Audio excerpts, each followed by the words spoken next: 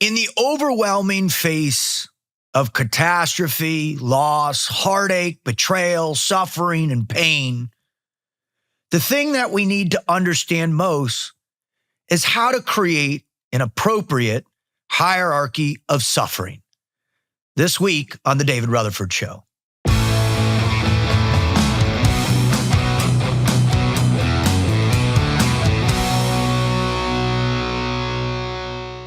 Over the past month, I have been in a really different space, especially after the incredible experience of going on Sean's show, offloading all of this pain from my past in a way that I had hoped would be a benefit for others. And that was my intent, is that I would tell these stories to all of you, and you would hear the constant reality of the highs and lows of life, and the fact that if you continue to press on with the right group of people, the right faith, the right framework, the right foundation of support, and your own kind of belief systems, that you can climb out of that abyss and get back up on the proverbial bike of life. And I was going great for a few weeks, and then about 4 weeks or so ago began this cascade of suffering that seemed to be omnipresent at every turn or trip or person or people I was around or integrating with. It just seemed to kind of come out of nowhere, and as if almost to test me, to say, all right, was all the things that you talked about, do you truly believe in them? Because now I'm going to give you, and I mean, when I speak in that context, I'm talking about God. I'm going to give you something to think about on a regular basis now, and this is the idea of suffering. And so as I was at a very good, close personal friend of mine, had recently gotten divorced over a long, difficult road of the relationship and the divorce itself, and watched his suffering there and was supported it. He met somebody wonderful, fell in love immediately, same background, all this. So they came together and they're having this beautiful wedding up in the Adirondacks. And man, it was just like you're riding this high. I was there with one of my other closest friends and his beautiful wife, Dr. Dan Luna and Leslie Luna. And man, we had these beautiful long discussions about what we've learned in our lives and how we're processing it. And just listening to him and his wife describe this really unbelievably difficult road of suffering they endured with Dan's mother over the 2.5 years that she contracted cancer, and they did everything in their powers to extend her life, to which I 100%, and as do they, extended their mom's life in ways I can't even begin to describe it. They, if you ever get an opportunity to hear him speak or listen to how he talks about life and death and what it represents, I think out of all of my friends that have emerged out of the GWAT in this very, very intense culture of death, Dan has one of the most profound ways to analyze this. And so here he is sharing this wonderful analysis of his own suffering, of his mother's suffering. And this is on top of his 20 plus years of service, 9 combat deployments, and all of his closest friends who he had to present at their funerals, how it impacted his children growing up, right? To watch their uncles constantly dying on the battlefield or suffering catastrophic challenges in their post-operator life with operator syndrome. And he's just sharing these really beautiful lessons he's learned, but at the same time, I'm thinking to myself, how is these two people who are probably some of the hardest human beings I've ever met in my life. How do they just carry on day in and day out? What is the thing or the things or the ideas or the system or whatever it is that keeps them carrying on? And so we're all together celebrating our other friend's beautiful wedding. And in the midst of this wedding, I find out that another good, close personal friend of mine, a guy who lived with me for many, many years, who just is an amazing human being. His name is Chris Morton. We went to high school together. He was the greatest athlete, natural, raw athlete I've ever seen. We split ways after high school. He went to UVA, played lacrosse. Just after that, he joined the Army, was in the Army, suffered some pretty substantial losses within his immediate family, kind of sent him down a bad path, and ended up getting sober. And we reconnected when I got out of the agency and moved back to Florida. We ended up becoming close friends. He actually moved in with me when I was going through my divorce and was there for me and my children. He would come to Christmases, Thanksgivings. He would be around at Easter. Just all this incredible time and space together, and our growth as human beings in our difficult times of suffering. And then when I met my wife, Jono, he was like, "Hey, I'm going to move out. I don't think you want a roommate, and you'll have 4 kids now, so I'm definitely out of here." And he did, and not long after that, he kind of fell off the sobriety train, and then battled significantly for the last 5 years until recently he ended up succumbing to that suffering himself. So, in the midst of this grand event of a wedding, and then in the next moment, recognition that, and I was there with other friends of his, one in particular, an unbelievable friend of mine, Jan Lennon, one of my closest friends there is, who's gone through his own suffering with the loss of an intimate family member in his life. And, so we were in this event, we had this beautiful, I was surrounded by people who were very adept, adroit, and sincere about how they've assessed and evaluated their own sufferings in their past. And so there was a warmth there, but then I left. And, it was like, whoa, that was heavy. That was a weekend to really think about the magnitude of what's taking place. And this was only a couple weeks after, Charlie Kirk's assassination, to which an immeasurable amount of suffering just gripped the world, and in particular our country and the conservative movement, and how people have been dealing with that suffering, right? Right after that, a few weeks later, I reconnected and, keep in regular touch with another friend of mine who has been embroidered in this custody battle case for over 7 years just to see his child. And he's ingrained in a city, in a system that does not give the benefit of the doubt or even support the male in these situations. And then the system itself has turned against him, used against him by his ex in a way that is the most malicious, depraved way I've ever seen in my entire existence. Just once again proving the point that I believe that the judicial system, the justice system, is broken in so many different ways. The fact that this American hero, this person who has dedicated a massive portion of his life serving, he played Division I football. He now works for a fire department, and he has chosen service, but this vindictive woman who he was gracious to marry and have a child with has turned the whole system against him, because she does not want him to have access to his child, because she knows the child will pick him because of how good of a father.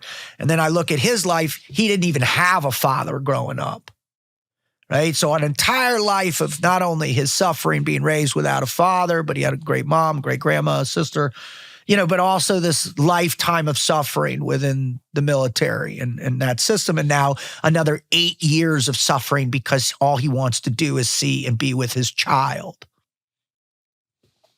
I wonder how he's managing this. Now, he's one of the most Spartan-like human beings I've ever met in my entire life. He's just born from a different age, almost as if there's a different sense of imprinting neurologically that he has. Somewhere in his genetic makeup, there's some, Spartan or some samurai cell that's ingrained in his psychology that enables him to endure things that would have broken me 10 times over. So how does he endure that suffering?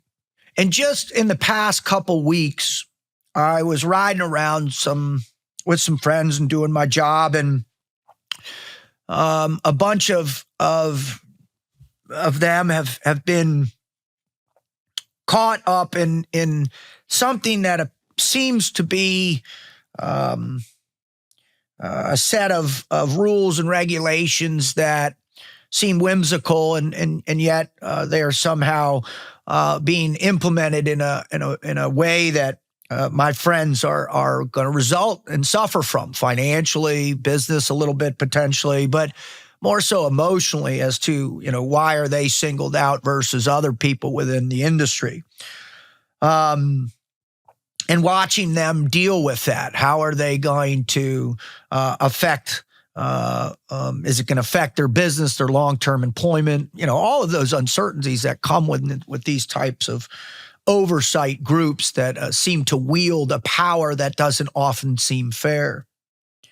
And just chatting with them and listening to the advice they're getting from their friends and colleagues, it's interesting to watch how they're processing that type of suffering. And then finally, this past week, I had a wonderful experience. I was traveling with another guy up in the Midwest, and this is a man who a few years ago lost one of his young children in the middle of the night, unexplainably, just died in his sleep.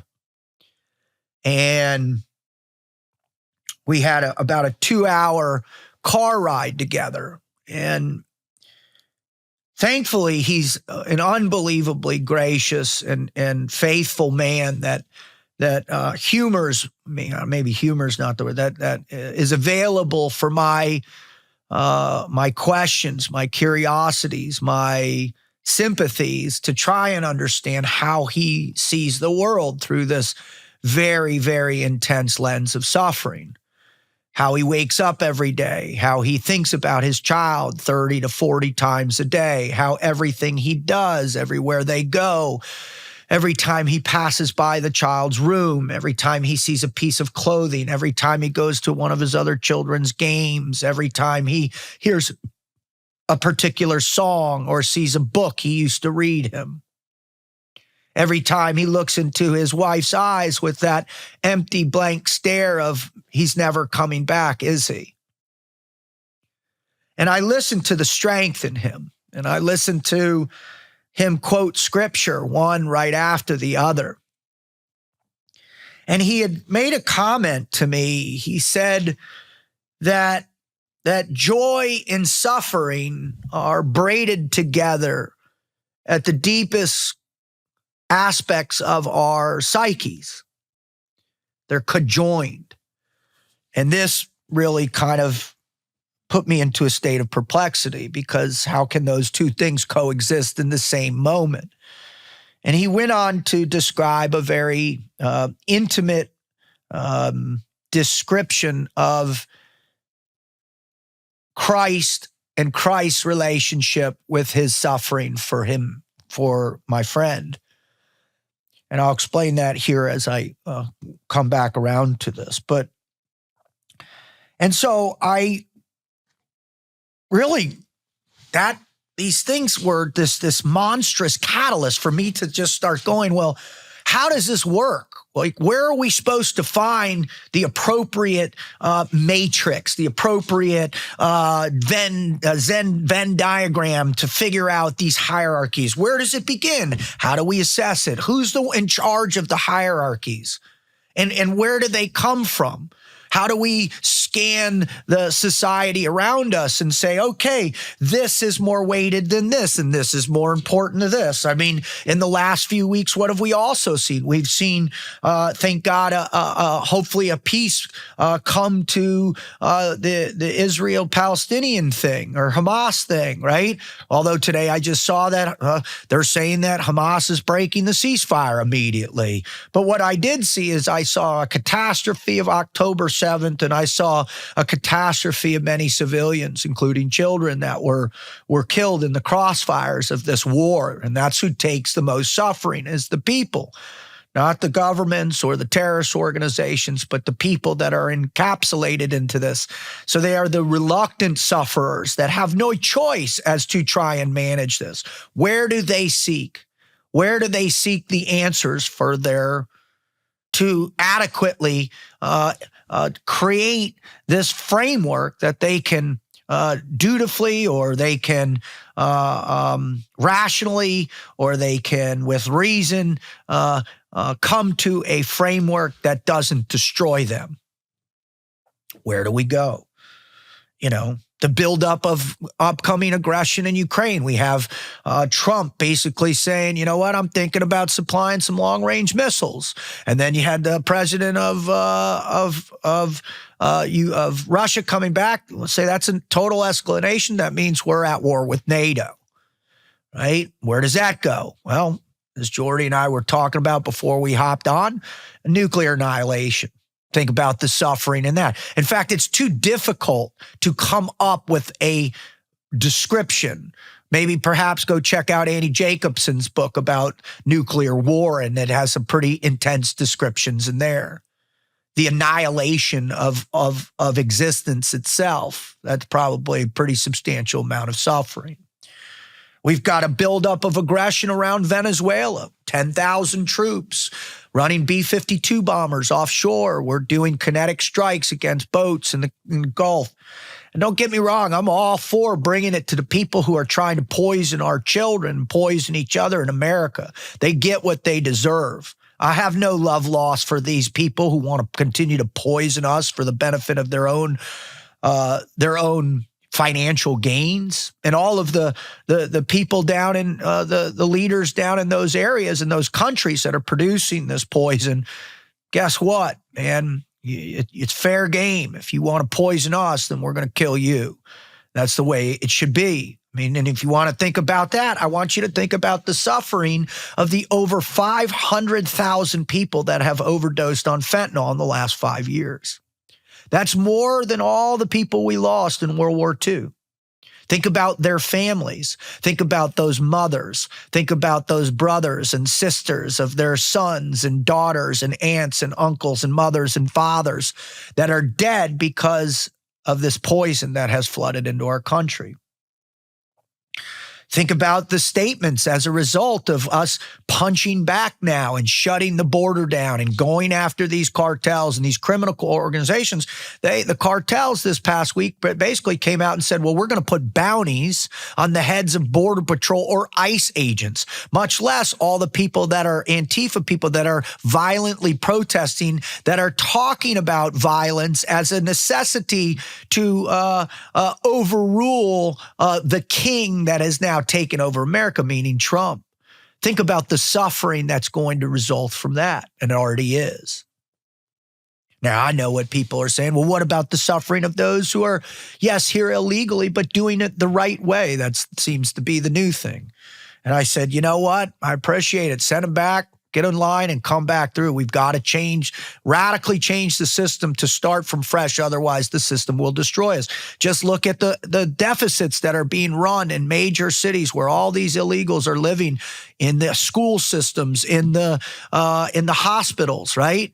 You seem to think that little Bobby Joe, who now is inundated in a classroom that's filled with 80% foreigners who don't speak English, what about his suffering and the development of his educational learning?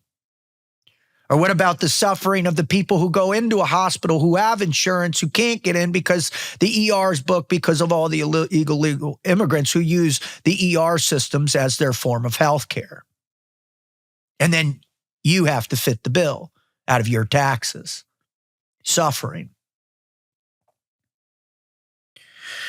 What I'm afraid is in maybe this is because I don't know. I'm digging more into the history of World War I and World War II lately, or maybe it's because I'm trying to understand the impacts of suffering from the GWAT on all of my friends and colleagues and buddies. Maybe it's just me and trying to understand the suffering of my 4 teenage daughters.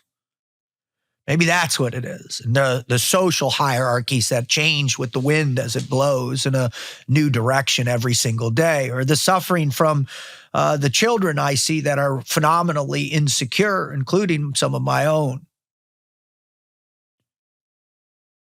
How do I bring forth a hierarchy or understanding of a hierarchy that gives them the talent, the skill sets, the hopefulness, the optimism that allows them to manage the sheer spectrum of what these hierarchies of suffering encapsulate? Now, after thinking about all these things, this idea popped in my head, and it's no new idea. It's just, it kind of hit me as typically a lot of these ideas of when I do these individual shows, and I hope you like them. I really hope you like them. I hope you enjoy the show.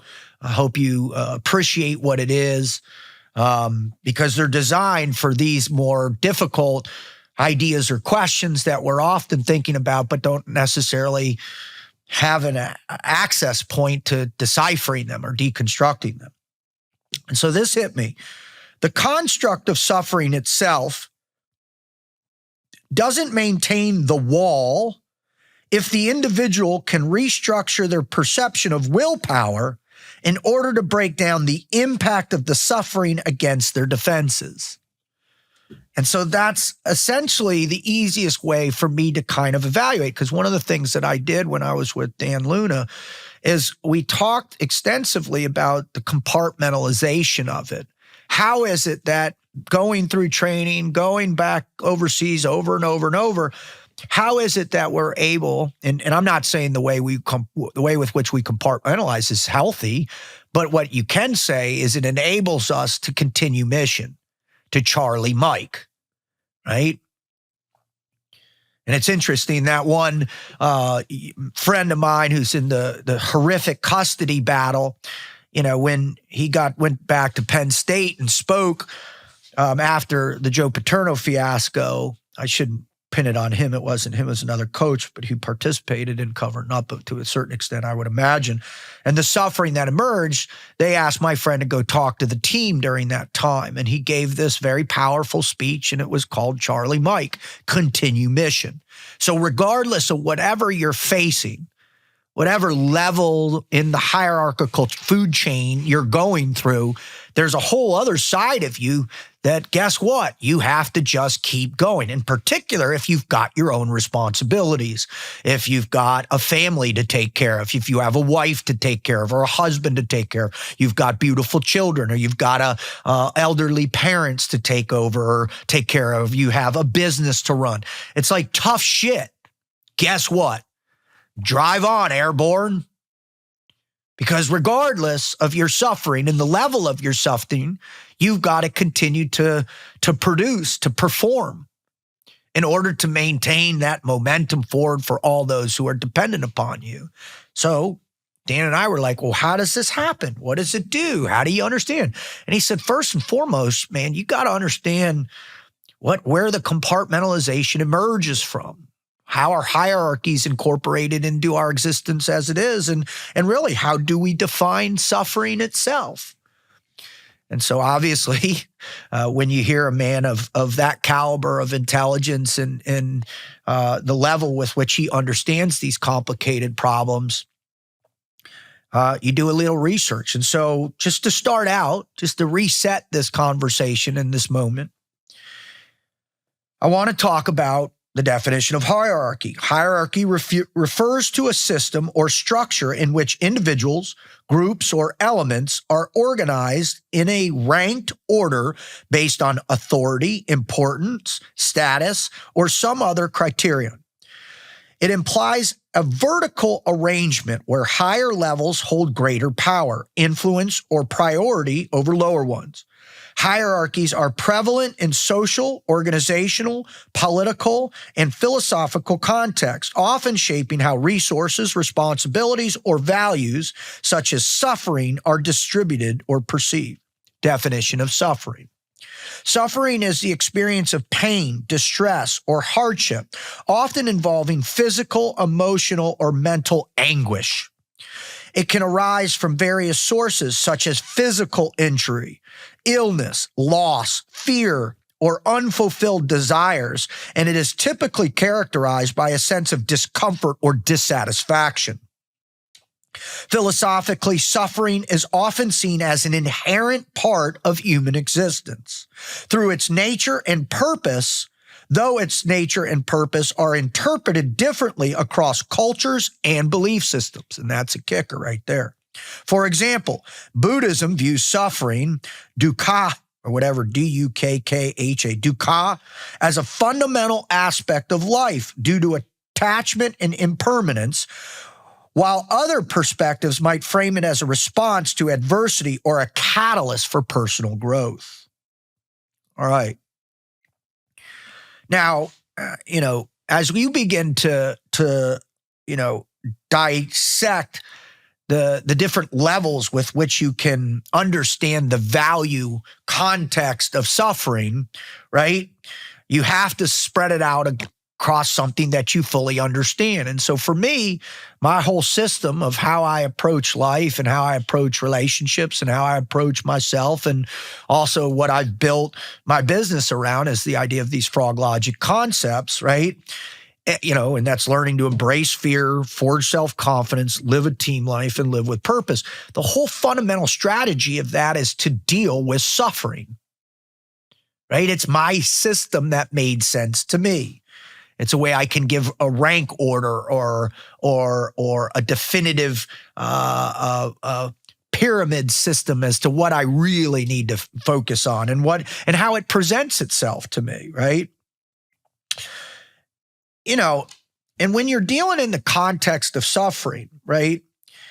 It's really about these more extended ideas in terms of our existential selves, right? The collective suffering of our group or tribe, right? And how we rank certain individuals in our tribe and their suffering as lower than ours or higher than ours, right? And that's based on this visual interpretation of their anguish or suffering or pain that we experience in those interactions, right?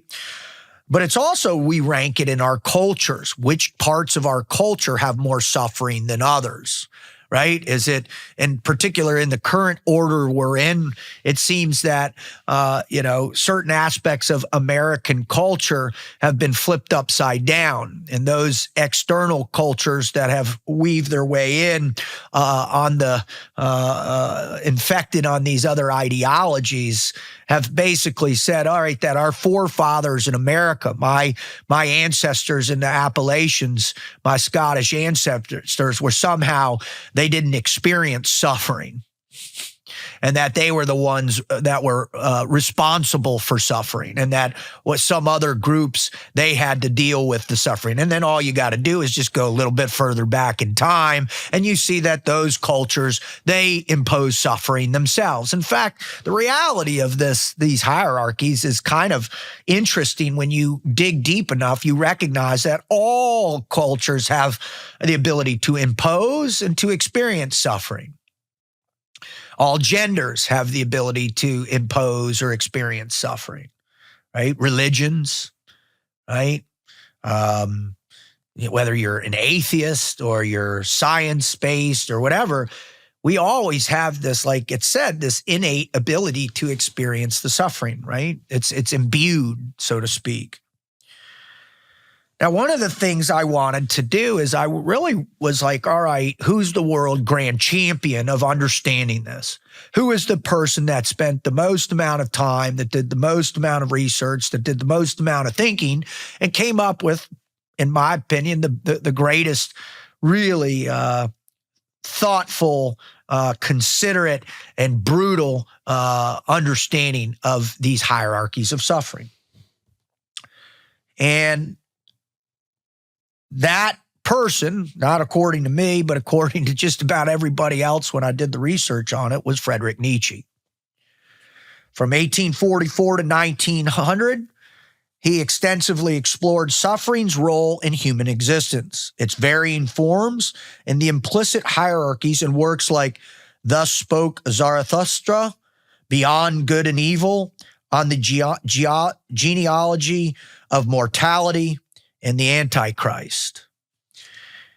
Now, his philosophy doesn't explicitly use the term hierarchy of suffering, but he deeply engages with how suffering is ranked by individuals, societies, and moral systems based on its source, purpose, and transformative potential. His focus on suffering's psychological, existential, and cultural dimensions, combined with his critique of moral frameworks, example in particular, Christianity, and he says it's a slave morality, makes his work foundational for analyzing hierarchies of pain.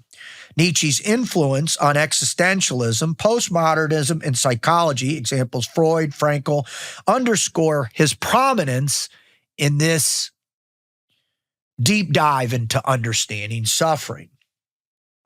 Right? He goes on to really evaluate suffering's role in human greatness. He has a very extensive critique of moral hierarchies. He has an existential and psychological dimensions, right? Cultural and comparative suffering, which I find is the one that really is permeating in America right now, right? We're so engaged in this tit for tat game of your culture hasn't suffered as much as my culture. Therefore, I'm going to make your culture suffer more to catch up, to make it right, to do whatever. And that's just being force-fed to our young people. It's being force-fed to our old people. I mean, hell, you look at the No Kings rallies over the past weekend, and what did you see? A bunch of middle-aged white people in these cities going to town. And then who else? These crazy, radical, young, progressive leftists who are supporting socialism or American socialism or Marxism, whatever the hell you want to talk about it, as if that doesn't cause suffering.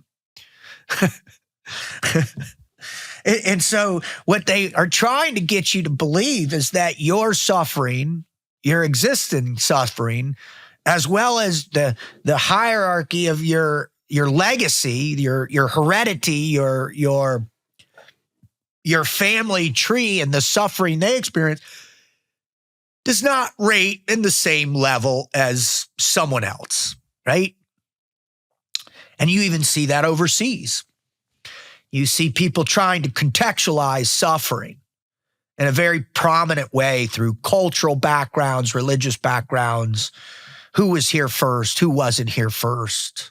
Therefore, I have a greater a weight to apply to my own suffering versus your suffering. And you'd actually deserve the suffering. So I'm going to give you a bigger dose of it because mine was so big, you deserve yours now.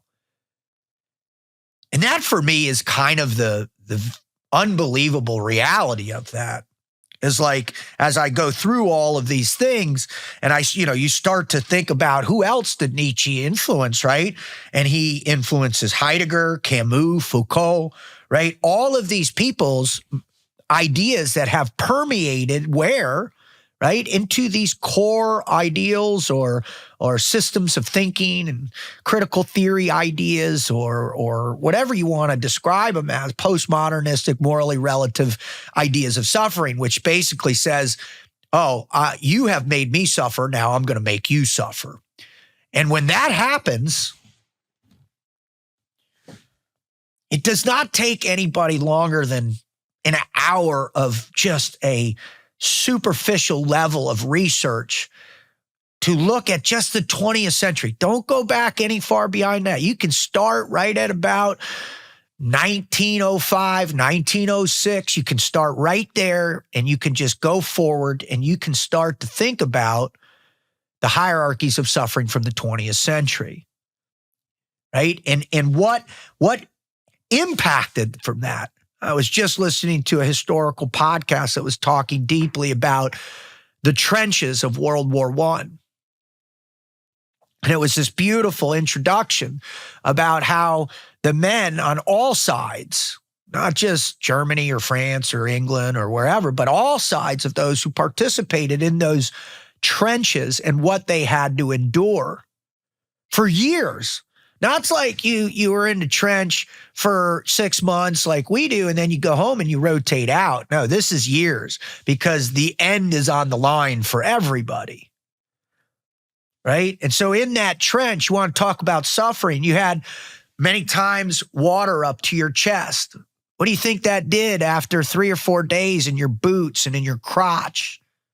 Flesh just falling off after it becomes rotted with the infections. Because when you're in up to your waist, what else do you have? You're urinating and defecating right there in the system. Plus, you have the piled up courses right down at the end of your trench right there, just rotting flesh, and with hundreds, if not thousands, of rats eating that flesh and defecating in the water, and the swarms of flies and the lice on your body and all of the fleas that were ingratiated into your beard and in your food as you ate it. Suffering. What do you think those boys, after they came out of that pit, decided?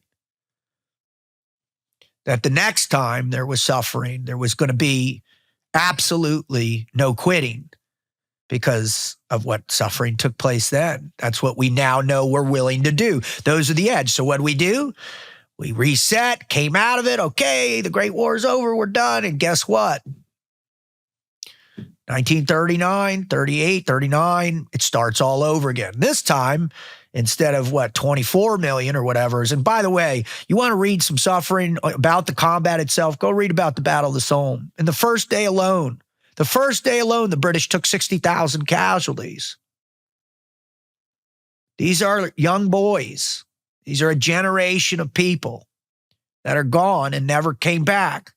And so that suffering integrated into the culture of that society. It integrated into the legacy, into the DNA of those children who came out of that time to be predispositioned for a magnitude of suffering that seems to be catching up some steam again. Because those children are now in power around the world, or have been in power for the last 30 to 40 years. And so when you start to think about how this imprints across the board and all these different things and the way it structures itself, in my mind, it just keeps building and building and building and building until you're at the point where it's like, oh, you want to know suffering? Well, my country just lost 22.5 million human beings. Oh, and then on the flip side of that, the people who govern my country just killed 65 million human beings. Murdered them, starved them to death, butchered them, ate their flesh to stay alive. Suffering. So as you begin to see these things, and one of the things that I found, kind of interesting about Nietzsche, and, he did have the great quote that I kind of beat to death in my time while I was serving is, that which does not kill you only makes you stronger. Yes, indeed. But what happens to the heart, the soul, when suffering becomes so integrated into the context of your being that all you exist in is an interpretation of your suffering, or arranging your suffering on the hierarchy of what it's not tolerance, on the hierarchy of being able to sustain these other responsibilities of your life. And the other one great comment that I think really is correlated to Nietzsche in such a profound way is that, God is dead. And what he kind of assumes in these statements is that Christianity itself, because its core root principle of seek and ye shall receive the truth, essentially, what happened as a result of that culture, that hierarchy of suffering that was integrated with Christ himself and his suffering and what you get for that suffering, it emerged and it stepped away from the core root idea and then became, well, let's figure out what the truth of existence is. Is God real? And yeah, it's totally cool. Let's question God. Let's question the family. Let's question the difference between a man and a woman. Let's question capitalism. Let's question everything so that everything is on the table to generate suffering. Well, what happens to a society, in particular its children, when they don't believe that there's any outlet or escape, there's any other component of their existence where they can't restructure these hierarchies, where they put something like their faith in Christ at the top of the hierarchy? What happens when they can't, they lose faith in their ability to provide for their future wife or their future family because they can't get a job coming out of these institutions that have robbed them of $100,000 or $400,000 in degrees that are meaningless in the grander context of the world?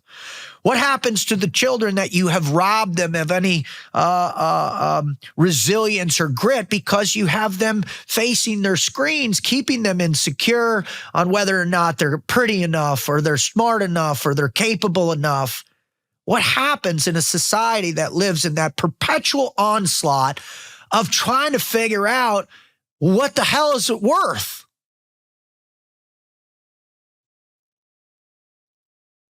Where do I look? What moves up the chain and not usurps or bumps out, but what can I put next to the probability of my own death to balance that out, to give it a counterpoint, the yin and the yang, the good and the bad, evil and good, Christ and Satan, whatever you want to match it as, that's the context of the balance that I believe is required. And that's why I think, people like J.R. Tolkien really helped us begin to contemplate in this modern era. There are some other great writers and philosophers out there too. I don't want to go too in the weeds, and maybe I'll do that as, some of the most positive philosophers out there. Certainly you've got concepts within positive psychology. You've got concepts of, what's your why? Hell, you've even got David Goggins, who's like, fuck you, suffering is your joy, right? That braided integration, and people respond to it. And so, again, I come back to this necessity that we all have as individuals to try and figure out, as these hierarchies of suffering are so inundated, how do we put forth something in to counterbalance, right? What is the thing that fortifies our defensive systems around this? And I'm not sure, but I think what it is it starts by asking these questions of ourselves, right? Should we learn to rank our suffering in more of a sophisticated manner, right? So if I don't get something done for my kid on time, do I inundate myself with grief and guilt that I can't be there, or I'm on the road always, or we can't afford it, or whatever? What do I do then? Is there a sophisticated way to have those discussions that keep your kids in check or keep yourself in check? Is there a more sophisticated way to evaluate, right, the way we analyze our abilities at work and performance? Jordy and I talk about it all the time. We talk about being patient and growing our audience. We talk about being patient and picking the right topics and talking with the right people. And it takes time to build something of any significance. He's a constant reminder for me. Hey, let's be patient. Let's stay focused. Let's do what we're doing. And I try and be that for him. So out of that idea of sophistication, I think what naturally should emerge for all of us, right, are these coping mechanisms for this hierarchical, constantly moving structure of suffering. And what do those coping mechanisms look like best? In my mind, I go back to that wedding where after we found the horrible news, and I think about the conversations I was able to have with my wife in the moment, conversations I was able to have with her since then, the conversations I had when I went with Jan to the beach and we went paddleboarding, because that's something the three of us used to do all together. And we sat in the water and I prayed in the water, and Jan, and we had great memories of what he did and his soft heart and how much he loved us and how much he cared for us and our children and how difficult it was for him to show it. But he was there, and there was an amazing steadfastness even into the chaos of his own suffering. So now you start to think, oh my God, maybe this structure is not as impenetrable as it might otherwise seem. In particular, when you're under the weight, you're under that rock, the Sisyphus rock of suffering, right? Like, I'm never getting this damn thing off my shoulders. But you can share the weight. You can most certainly share the weight. And I think the real question should be initiated on whether or not we need more of what? A greater innate sense of equilibrium within our framework of suffering to include empathy, right? Or a sense of what is it? It's a sense of calmness and recognition that sometimes suffering is outside of our control, right? It's this sense of acknowledging that maybe the person who lost their child, that the weight of their suffering is unique to them. And then the suffering of a child who's struggling with the relationship with their parent, right? And that we shouldn't perhaps delineate too much which one has more weight than the other. And in that calmness or that stillness or that state of peace, that state that Christ talks about for us, right? That state where once you give up the sense of worry and you just trust in God's plan and you trust in God's presence and you trust in his suffering, that he had the empathy to take the suffering of the entire world through all time on his shoulders and bear that burden in that 9 hours when he was on the cross. And the time he was being beaten and whipped. The night when he was in the garden and God was speaking to him saying, "Are you ready? Because guess what? It's coming." And he was weeping blood and tears, sweating blood. Imagine the weight of that suffering. And he says, "Trust in me. I am the way." So think about how you can employ that reality into your life. And as you identify the people around you that are in these various levels of suffering, think to yourself, to them, you can be the way for them. Not by giving them some scripture, although scripture can help, but more so just give them the presence that you are empathetic to their suffering, that you maybe not understand the details of it or can have felt anything that's relative to the specificity of their suffering, but you're there and you understand it and you want to listen and you're there and you're like, "Hey, I got it. It's okay. You're going to be okay. Let's get through it together." And imagine if we could just do that with one or two people every month or two, or even one person for an extended period of time. And I know it's hard. I know it's real hard. I've had to insulate myself and my family from a lot of suffering, not only in my own heart and mind, but from my world, that culture of death that always seems to come knocking in the middle of the night. So in the midst of all that, just take a step back and say, all right, how can I help somebody who's suffering? Maybe it's just opening your heart to them. Maybe it's sending them a note, sending them a letter. Maybe it's taking them out to dinner. Maybe it's just calling them up and saying, "Hey, I love you."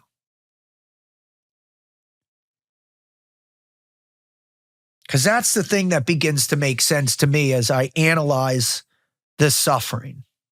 And the extensiveness of with it, it just seems to be building and building and building.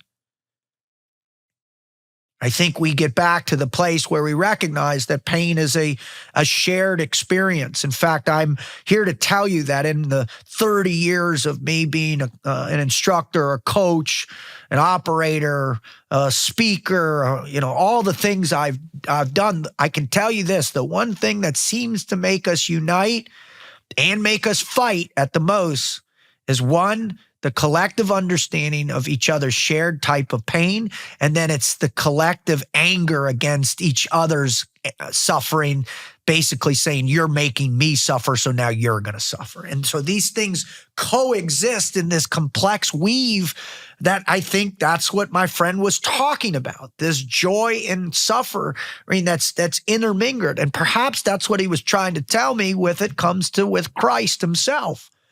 He knew he had to suffer to set me free.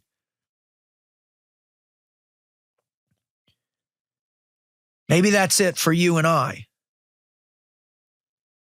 Maybe if we recognize that we have to suffer to set each other free, maybe that's the hierarchy we need to think about. I just want to thank all the people that I talked about in terms of their unbelievable influence in my life, in particular, those who are not with us anymore, and their families. I want to thank my family. I want to thank my wife, amazing human being who's helped me understand suffering more than anybody else I've ever met.